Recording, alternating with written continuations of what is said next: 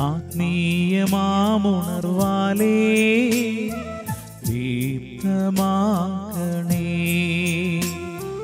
വചനം മഴയായി പെയ്യും, കൃപതൻ നിറവായൊഴുകും.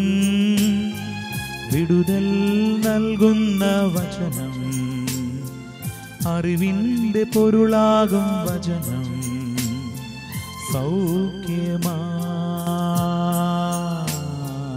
ജീവനാ. ആത്മീയ ഉണർവ്. മുംബൈ താബോർ ഡിവൈൻ ധ്യാന കേന്ദ്രത്തിൽ നിന്നും പ്രാർത്ഥനാശംസകൾ. ഈ വചന ശുശ്രൂഷയിൽ വചനം കേട്ട് ധ്യാനിക്കുന്ന ഓരോ മകനും മകൾക്കും കർത്താവിൻ്റെ സൗഖ്യം ലഭിക്കട്ടെ എന്ന് പ്രാർത്ഥിക്കുന്നു. യോഹന്നാൻ്റെ സുവിശേഷത്തിൽ 7-ാം അധ്യായം 46-ാം തിരുവചനത്തിൽ നമ്മളിങ്ങനെ വായിക്കുന്നു, അവനെപ്പോലെ ഇതുവരെ ആരും സംസാരിച്ചിട്ടില്ല. അവനെപ്പോലെ ആരും ഇതുവരെ സംസാരിച്ചിട്ടില്ല. യേശുവിൻ്റെ സംസാര ശൈലിയെക്കുറിച്ച് തിരുവചനത്തിൽ പടയാളികളും മറ്റു സേവകരും പറയുന്ന വചനമാണിത്. യോഹന്നാൻ്റെ സുവിശേഷം 7-ാം അധ്യായം 46-ാം തിരുവചനം, അവനെപ്പോലെ ആരും ഇതുവരെ സംസാരിച്ചിട്ടില്ല. ഫരിസേയരും മറ്റ് പുരോഹിത പ്രമുഖരെല്ലാം യേശുവിനെ പിടിക്കാനും യേശുവിനെ ബന്ധിക്കാനും ഒക്കെ ആഗ്രഹിച്ച് അവരുടെ സേവകരെയൊക്കെ യേശുവിൻ്റെ അരികിലേക്ക് അയക്കുന്നുണ്ട്. പക്ഷെ അവരെല്ലാവരും യേശുവിൻ്റെ അടുത്ത് ചെന്ന് യേശു സംസാരിക്കുന്നതും യേശു പഠിപ്പിക്കുന്നതും എല്ലാം കേട്ട് അവർക്ക് യേശുവിനെ പിടിക്കാൻ സാധിച്ചില്ല എന്ന് മാത്രമല്ല, അവരിൽ പലരും യേശുവിൻ്റെ ആശയങ്ങളോടും സംസാര ശൈലിയോടും അനുകൂലമായി തീരുകയും ചെയ്തു. അതിനുശേഷം അവർ പുരോഹിത പ്രമുഖന്മാരുടെയും അതോടൊപ്പം ഈ ഫരിസേയരുടെയും അരികിൽ വന്നപ്പോൾ അവർ ചോദിച്ചു, എന്തുകൊണ്ടാണ് നിങ്ങൾ അവനെ കൊണ്ടുവരാതിരുന്നത്, പിടിച്ചു വരാതിരുന്നത്? അപ്പോൾ അവരുടെ ഈ പുരോഹിത പ്രമുഖരുടെയും ഫരിസേയ പ്രമാണികളുടെയും സേവകർ യേശുവിനെക്കുറിച്ച് പറയുന്ന വചനമാണിത്, അവനെപ്പോലെ ആരും ഇതുവരെ സംസാരിച്ചിട്ടില്ല. സ്നേഹമുള്ളവരെ, യേശുവിൻ്റെ സംസാര ശൈലിയെക്കുറിച്ച് യേശുവിൻ്റെ ശത്രുക്കളായിരുന്നവർ പറയുന്ന മനോഹരമായൊരു വചനമാണ്, അവനെപ്പോലെ ആരും ഇതുവരെ സംസാരിച്ചിട്ടില്ല.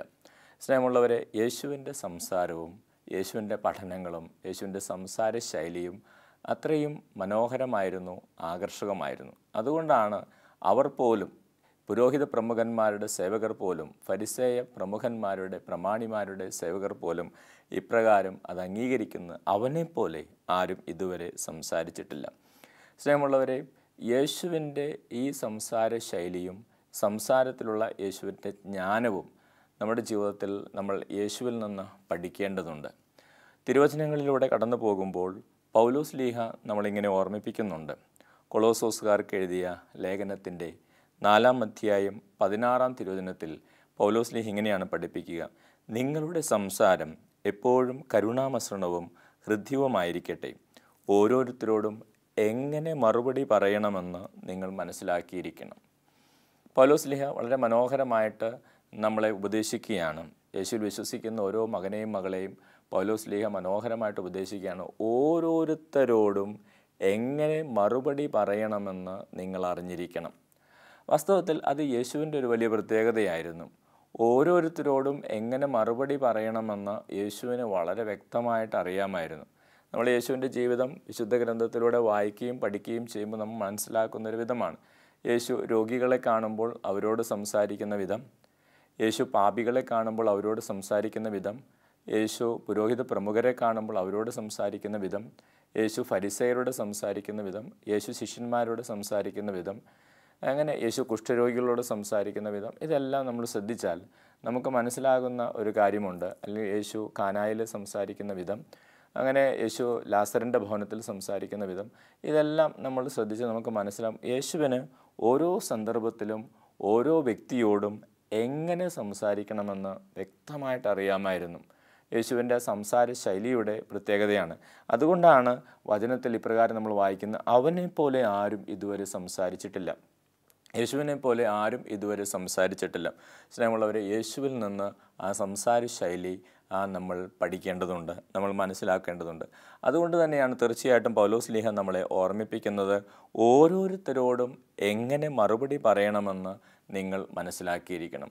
പലപ്പോഴും പലരുടെയും പല പരാജയങ്ങളുടെയും അസ്വസ്ഥതകളുടെയും അടിസ്ഥാനപരമായ കാരണം ഓരോരുത്തരോടും എങ്ങനെ പറയണം, സംസാരിക്കണമെന്ന് പലർക്കും അറിയത്തില്ല. അപ്പനോടെങ്ങനെ സംസാരിക്കണം, അമ്മയോടെങ്ങനെ സംസാരിക്കണം, അല്ലെങ്കിൽ മകനോടെങ്ങനെ സംസാരിക്കണം, മകളോടെങ്ങനെ സംസാരിക്കണം, ഭാര്യയോടെങ്ങനെ സംസാരിക്കണം, ഭർത്താവിനോടെങ്ങനെ സംസാരിക്കണം എന്ന് ഓരോരുത്തരും അറിഞ്ഞിരിക്കണം. അധ്യാപകരോടെങ്ങനെ സംസാരിക്കണം, പള്ളിയിലെ അച്ഛനോടെങ്ങനെ സംസാരിക്കണം, സിസ്റ്റേഴ്സിനോടെങ്ങനെ സംസാരിക്കണം, ഇതിനെല്ലാം എങ്ങനെ സംസാരിക്കണമെന്ന് നമ്മൾ അറിഞ്ഞിരിക്കണം. അതിന് നമുക്ക് ജ്ഞാനം ആവശ്യമാണ്. അതാണ് പൗലോസ്ലീഹ നമ്മോട് ആവശ്യപ്പെടുന്നത്. നിങ്ങളുടെ സംസാരം എപ്പോഴും കരുണാമസൃണവും ഹൃദ്യവുമായിരിക്കട്ടെ. ഓരോരുത്തരോടും എങ്ങനെ മറുപടി പറയണമെന്ന് നിങ്ങൾ മനസ്സിലാക്കിയിരിക്കണം. സ്നേഹമുള്ളവരെ, ഓരോരുത്തരോടും എങ്ങനെ മറുപടി പറയണമെന്ന് നമുക്ക് മനസ്സിലാക്കാൻ, നമുക്ക് പഠിക്കാൻ ഏറ്റവും നല്ല മാതൃക യേശുവിൽ നിന്നാണ്. യേശുവിന് ഓരോ സന്ദർഭത്തിലും സാഹചര്യത്തിലും ഓരോ വ്യക്തിയോടും എങ്ങനെ സംസാരിക്കണമെന്ന് വ്യക്തമായിട്ട് അറിയാമായിരുന്നു. യേശു അപ്രകാരമാണ് യേശു സംസാരിച്ചതും അനേകരുടെ മനസ്സുകളെ യേശു കീഴടക്കിയതും യേശുവിൻ്റെ സംസാര ശൈലിയുടെയും യേശുവിൻ്റെ ഇടപെടലുകളുടെയും പ്രത്യേകതയാണ്. അതുകൊണ്ടാണ് പുരോഹിത പ്രമുഖരുടെ സേവകർ ഇപ്രകാരം പറയുന്നത്, അവനെപ്പോലെ ആരും ഇതുവരെ സംസാരിച്ചിട്ടില്ല. അത് യേശുവിനെ പോലെ ആരും ഇതുവരെ സംസാരിച്ചിട്ടില്ല.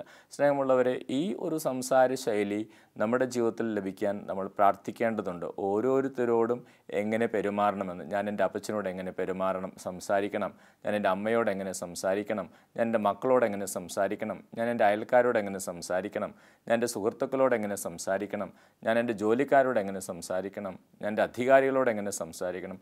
ഇതിന് അറിവ് നമുക്ക് വേണം, ഇതിന് ജ്ഞാനം നമുക്ക് വേണം. അത് ദൈവത്തിൽ നിന്നാണ് നമുക്ക് ലഭിക്കേണ്ടത്.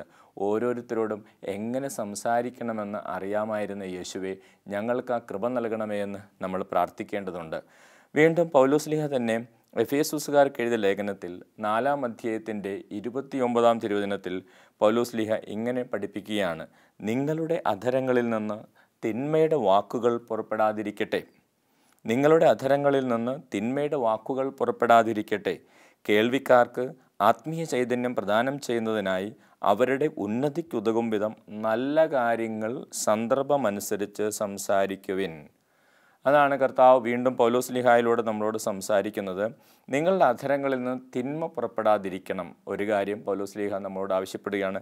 രണ്ടാമത്തെ കാര്യം പൗലോസ്ലീഹ നമ്മൾ ഓർമ്മിപ്പിക്കുകയാണ്, മറ്റുള്ളവരുടെ ഉന്നതിക്ക് ഉതകുന്ന വിധത്തിൽ നല്ല കാര്യങ്ങൾ സന്ദർഭമനുസരിച്ച് സംസാരിക്കാൻ നമ്മൾ പഠിക്കണം. സ്നേഹമുള്ളവരെ, നല്ല കാര്യങ്ങൾ സന്ദർഭമനുസരിച്ച് സംസാരിക്കുവാൻ സാധിക്കുക എന്ന് പറയുന്നത് അതൊരു വലിയ അഭിഷേകമാണ്, വലിയ കൃപയാണ്. യേശുവിനെ പോലെ ആരും ഇതുവരെ സംസാരിച്ച് കണ്ടിട്ടില്ല എന്ന് അവർ പറയുമ്പോൾ യേശുവിൻ്റെ സംസാരത്തിൻ്റെ പ്രത്യേകത അതായിരുന്നു.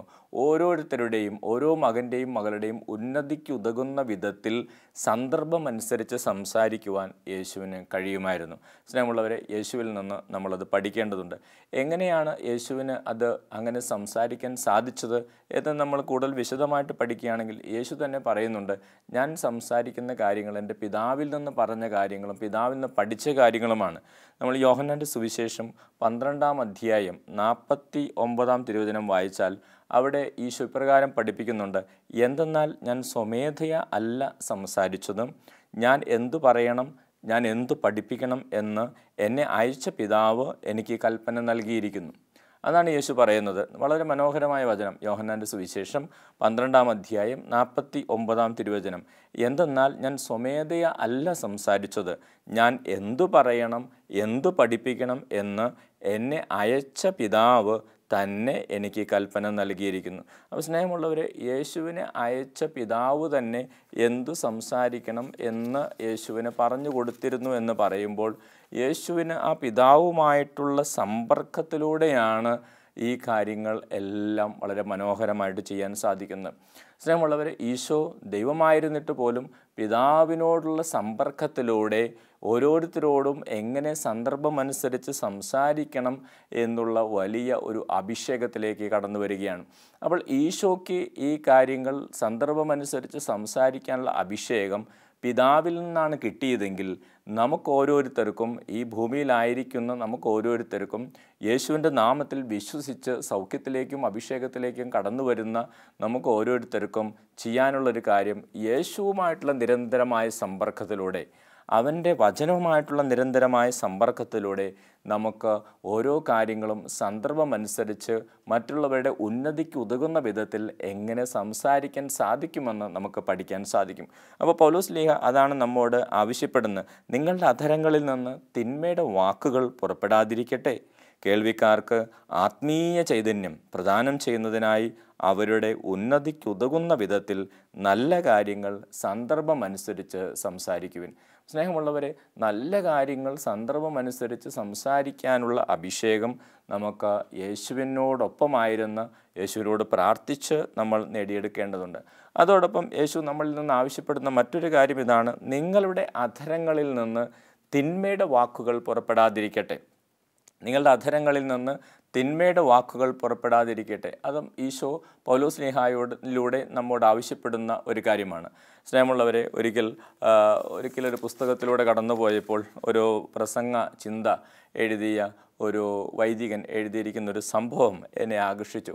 അദ്ദേഹം ദക്ഷിണ തുർക്കിയിൽ നടക്കുന്ന ഒരു സംഭവമാണ് അതിൽ എഴുതിയിരിക്കുന്നത്. ദക്ഷിണ തുർക്കിയിൽ അവിടെ വളരെ ശൈത്യമുള്ള സമയങ്ങളിൽ അവിടെ താമസിക്കുന്ന ചില കൊറ്റികൾ, ചില കൊക്കുകൾ പോലെയുള്ള പക്ഷികൾ, ഈ പക്ഷികൾ ചെയ്യുന്ന ഒരു കാര്യമാണ് അദ്ദേഹം വളരെ മനോഹരമായിട്ട് അതിൽ ആ പ്രസംഗക്കുറിപ്പിൽ വിവരിച്ചിരിക്കുന്നത്. അദ്ദേഹം വിവരിച്ചിരിക്കുന്നത് എങ്ങനെയാണ്: വളരെ ശൈത്യമുള്ള ആ സ്ഥലങ്ങളിൽ നിന്ന് ചിലപ്പോഴൊക്കെ ഈ പക്ഷികൾ മറ്റു സ്ഥലങ്ങളിലേക്ക് ഇങ്ങനെ പറന്നു പോകും. മറ്റു സ്ഥലങ്ങളിലേക്ക് പറന്നു പോകുമ്പോൾ ഈ പക്ഷികൾക്കൊരു പ്രത്യേകതയുണ്ട്. അവ എപ്പോഴും ഇങ്ങനെ ചലബല എന്ന് ഇങ്ങനെ ഒച്ചയുണ്ടാക്കിക്കൊണ്ടിരിക്കും. ആ പക്ഷികളുടെ പ്രത്യേകതയാണ്. ഈ ദക്ഷിണ തുർക്കിയിലെ ഒരു തൊറാസിക് പർവ്വതനിരകളിൽ താമസിക്കുന്ന പക്ഷികളുടെ പ്രത്യേകതയാണത്. ഈ ദക്ഷിണ തുർക്കിയിലെ തൊറാസിക് പർവ്വതനിരകളിൽ താമസിക്കുന്ന ഈ പക്ഷികളുടെ പ്രത്യേകത ഇതാണ്: ഒരു ശബ്ദമുണ്ടാക്കിക്കൊണ്ടിരിക്കും, ചലബല എന്നൊരു ശബ്ദമുണ്ടാക്കിക്കൊണ്ടിരിക്കും. അപ്പോൾ ഇങ്ങനെ ശബ്ദമുണ്ടാക്കുന്നത് കൊണ്ട് പലപ്പോഴും എന്ത് സംഭവിക്കുന്നു? ഇവ പറന്നു പോകുന്ന സമയങ്ങളിൽ ഈ ചലബല എന്ന ശബ്ദമുണ്ടാക്കുന്നത് കൊണ്ട് ഈ കഴുകന്മാർക്ക് പെട്ടെന്ന് ഇവയുടെ ഈ ശബ്ദം കേൾക്കാൻ സാധിക്കുകയും കഴുകന്മാർ വന്ന് ഇവയെ പിടിക്കുകയും അല്ലെങ്കിൽ പിടിച്ചുകൊണ്ട് പോവുകയും ഭക്ഷിക്കുകയൊക്കെ ചെയ്യുന്നൊരവസ്ഥയുണ്ടാകും. അപ്പോൾ ഇവരുടെ ജീവൻ തന്നെ നഷ്ടപ്പെട്ടു പോകും. അപ്പോൾ ഈ കൊറ്റികൾക്ക് ഈ കാര്യം മനസ്സിലായി. തങ്ങൾ ഇങ്ങനെ ശബ്ദമുണ്ടാക്കുന്നത് കൊണ്ടാണ്, പറക്കുമ്പോൾ ഇങ്ങനെ ശബ്ദമുണ്ടാക്കുന്നത് കൊണ്ടാണ് തങ്ങളുടെ ജീവൻ നഷ്ടപ്പെട്ടു പോകുന്നതെന്ന് എനിക്ക് മനസ്സിലായി. അപ്പോൾ പിന്നീട് ഈ പക്ഷികൾ ചെയ്യുന്ന ഒരു പ്രായോഗികമായിട്ടുള്ള ഒരു വിദ്യ, അതേക്കുറിച്ചാണ് പുസ്തകത്തിൽ ഞാൻ വായിച്ചത്. ഈ പക്ഷികൾ ചെയ്യുന്ന കാര്യം ഇതാണ്: പിന്നീട് മറ്റുള്ള പക്ഷികൾ, ഇവരുടെ കൂട്ടത്തിൽപ്പെട്ടവ പിന്നീട് യാത്ര ചെയ്യുമ്പോൾ ഇവർ ചെയ്യുന്നൊരു കാര്യം ഇതാണ്: ഇവർ യാത്ര ചെയ്യുമ്പോൾ ഈ പക്ഷികളുടെ കൊക്കിൽ ഒരു ചെറിയ കല്ല് കൊത്തിപ്പിടിക്കും. അങ്ങനെ കൊക്കിൽ ഒരു ചെറിയ കല്ല് കൊത്തിപ്പിടിക്കും. അപ്പോൾ ഈ കൊക്കിൽ ചെറിയ കല്ല് കൊത്തിപ്പിടിക്കുന്നതുകൊണ്ട് ഇവയ്ക്ക് ശബ്ദമുണ്ടാക്കാൻ സാധിക്കുകയില്ല. ഈ കല്ല് കൊത്തിപ്പിടിച്ച് ഇവർ സുരക്ഷിതരായിട്ട് യാത്ര ചെയ്യും, അങ്ങനെ പറന്നു പോകും. അപ്പോൾ അങ്ങനെ വളരെ സുരക്ഷിതരായിട്ട് ഈ കൊറ്റികൾ ഇങ്ങനെ യാത്ര ചെയ്യുന്നത് ഒരു ചെറിയ കല്ല് കൊക്കിൽ കൊത്തിപ്പിടിച്ച് യാത്ര ചെയ്യുമ്പോൾ ശബ്ദമുണ്ടാക്കുന്നില്ല. അതുമൂലം അവരുടെ ജീവൻ ആകുന്നില്ല. അപ്പോൾ ഈ ആത്മീയപിതാവ് വളരെ മനോഹരമായിട്ട് എഴുതിയിരിക്കുകയാണ്: ഈ പക്ഷികൾ പോലും തങ്ങൾ ശബ്ദമുണ്ടാക്കുന്നത് കൊണ്ട് അത് തങ്ങളുടെ ജീവൻ നഷ്ടപ്പെട്ടു പോകുന്നതിന് കാരണമാകുന്നു എന്ന് മനസ്സിലാക്കിയപ്പോൾ അവയുടെ കൊക്കിൽ ഒരു കല്ല് കരുതി അവ ശബ്ദമുണ്ടാക്കാതെ ജീവൻ രക്ഷപ്പെടുത്തി മുമ്പോട്ട് പോകുന്നു. എന്നിട്ട് അദ്ദേഹം വളരെ മനോഹരമായിട്ട് നമ്മുടെ ഓരോരുത്തരുടെയും ആത്മീയ ജീവിതവും നമ്മുടെ ഓരോരുത്തരുടെയും സംസാരവുമായിട്ട് അദ്ദേഹം പറയുകയാണ്: പലയിടങ്ങളിലും പലരും എപ്പോഴും നിരന്തരം സംസാരിക്കുന്നതുകൊണ്ടാണ് പ്രശ്നം. അദ്ദേഹം വളരെ രസകരമായിട്ട് ആ പുസ്തകത്തിൽ എഴുതിയിരിക്കുകയാണ്: ഈ കൊക്കുകളെ പോലെ നമ്മുടെ കൂട്ടത്തിൽപ്പെട്ട പലരും ഒരു ചെറിയ കല്ല് അവരുടെ വായിൽ എപ്പോഴും സൂക്ഷിച്ചാൽ പല അപകടങ്ങളും അവർക്ക് ആവശ്യമില്ലാതെ പറയുന്നത് ഒഴിവാക്കാൻ സാധിക്കും. ജീവൻ അപകടത്തിലാക്കുന്ന പല സംസാരവും അവർക്ക് ഒഴിവാക്കാൻ സാധിക്കുമെന്ന് അദ്ദേഹം വളരെ മനോഹരമായിട്ട് രസകരമായിട്ട് കുറിച്ച് വെച്ചിരിക്കുക. വസ്തുത അത് സത്യമാണ്. നമ്മുടെ ഇടയിൽ തന്നെ, അല്ലെങ്കിൽ നമ്മുടെ കുടുംബത്തിൽ തന്നെയുള്ള, നമ്മുടെ അയൽപ്പക്കത്തുള്ള ചില വ്യക്തികൾ നമ്മുടെ മനസ്സിലേക്ക് വരുന്നുണ്ടാകും. അവരിങ്ങനെ കൂടുതൽ സംസാരിക്കുന്ന മൂലം ഉണ്ടാക്കുന്ന പ്രശ്നങ്ങളും പ്രതിസന്ധികളും എന്തൊക്കെയാണെന്ന് നമുക്ക് മനസ്സിലാക്കാൻ സാധിക്കും. വാസ്തവത്തിൽ ഈ കിളികളെ പോലെ ഒരു ചെറിയ കല്ല് ചില ചേച്ചിമാരുടെയും ചേട്ടന്മാരുടെയും വായിൽ പിടിക്കുകയാണെങ്കിൽ അവർക്ക് അവരുടെ ജീവൻ നഷ്ടപ്പെടുത്തുന്ന സംസാരം ഒഴിവാക്കാൻ സാധിക്കും. വളരെ മനോഹരമായ ഒരു ആശയമാണ് ആത്മീയ പിതാവ് അവിടെ എഴുതിയിരിക്കുന്നത്.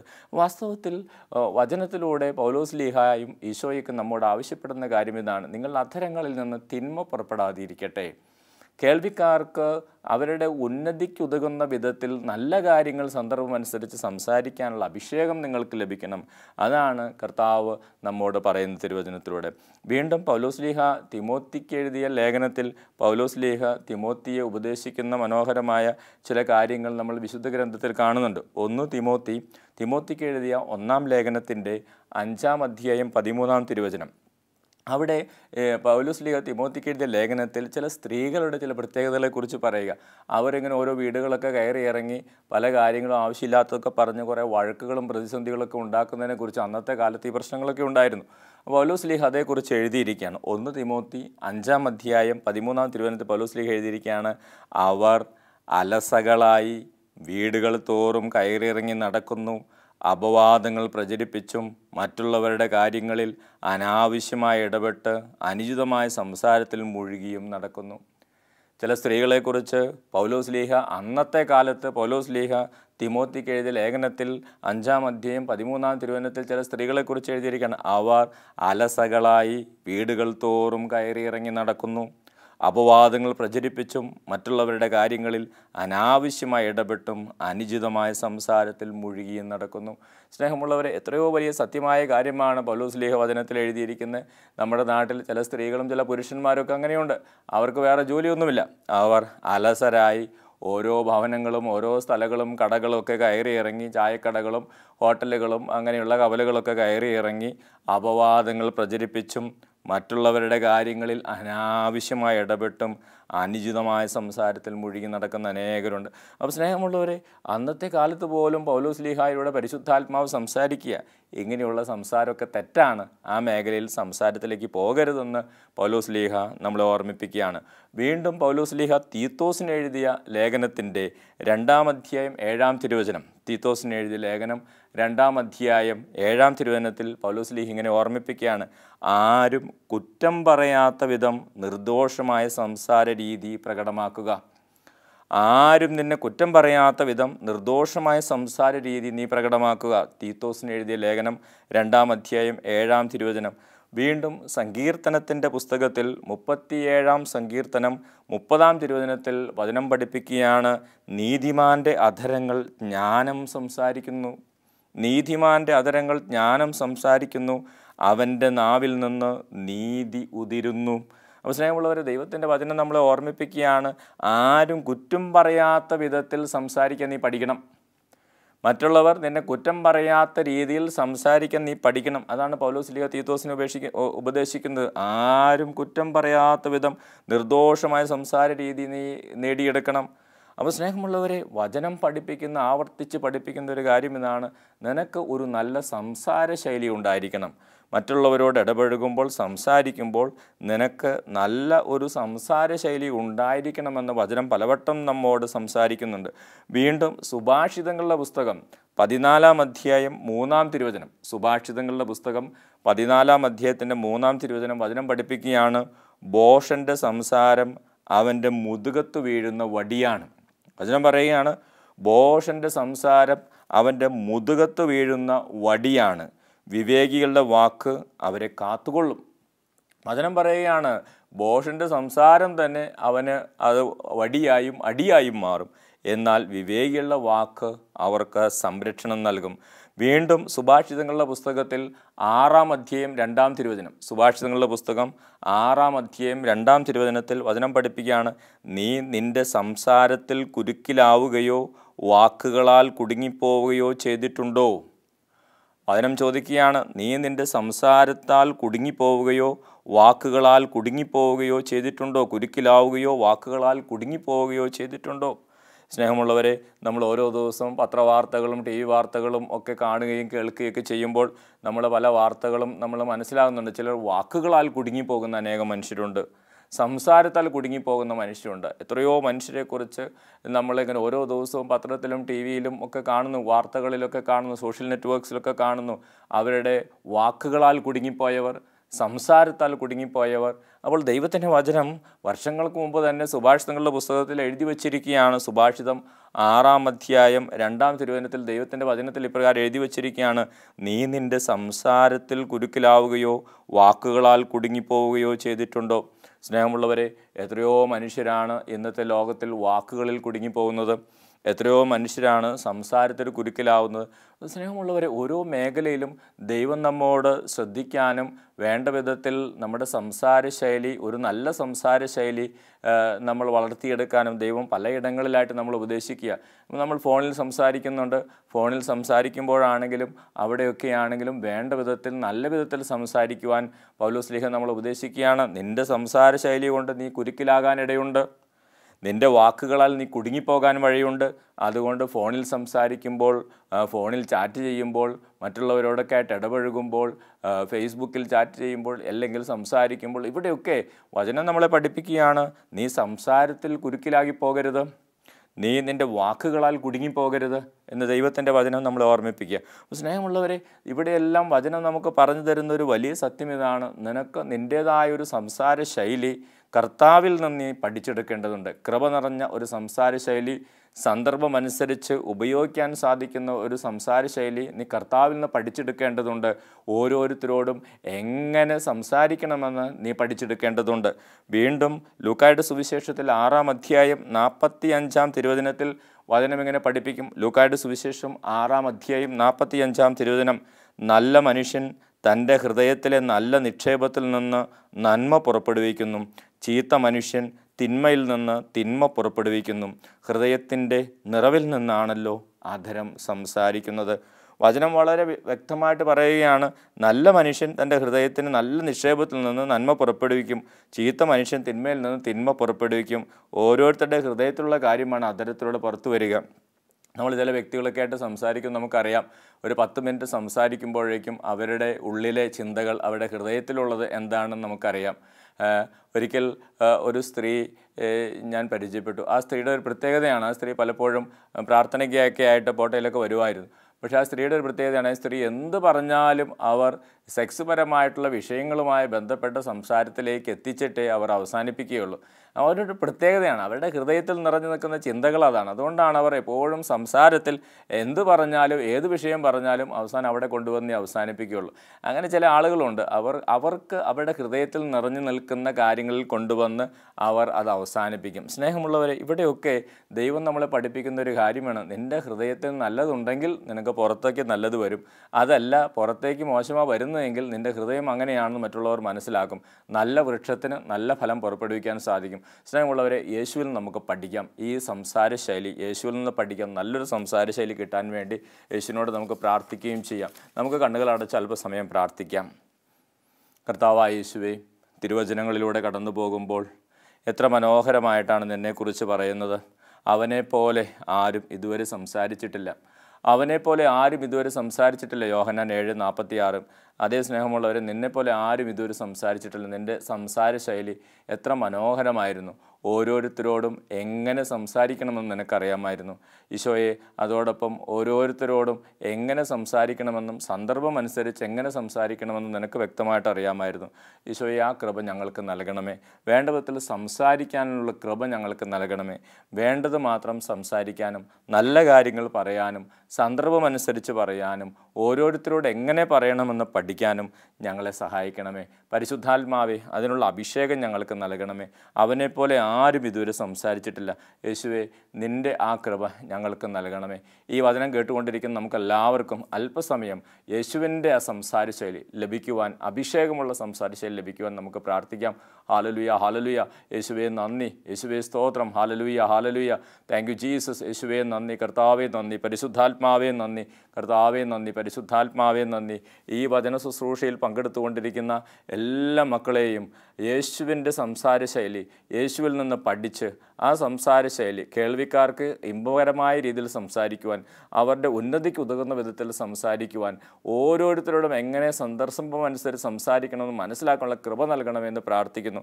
എല്ലാ മക്കളെയും പിതാവിൻ്റെയും പുത്രൻ്റെയും പരിശുദ്ധാത്മാവിൻ്റെ നാമത്തിൽ അനുഗ്രഹിച്ച് പ്രാർത്ഥിക്കുന്നു. കർത്താവ് എനിക്ക് നൽകിയ പൗരോഹിത്യ അധികാരത്തിൽ, അഭിഷേകത്തിൽ അനുഗ്രഹിക്കുന്നു. നമ്മുടെ കർത്താവ് യേശുമിശിഹായുടെ കൃപയും പിതാവായ ദൈവത്തിൻ്റെ ദൈവസ്നേഹം പരിശുദ്ധാത്മാവിൻ്റെ സഹവാസം എല്ലാവരോടും കൂടി ഉണ്ടായിരിക്കട്ടെ, ഇപ്പോഴും എപ്പോഴും എന്നേക്കും. Praise the Lord. ഹല്ലേലൂയ. യേശുവേ നന്ദി.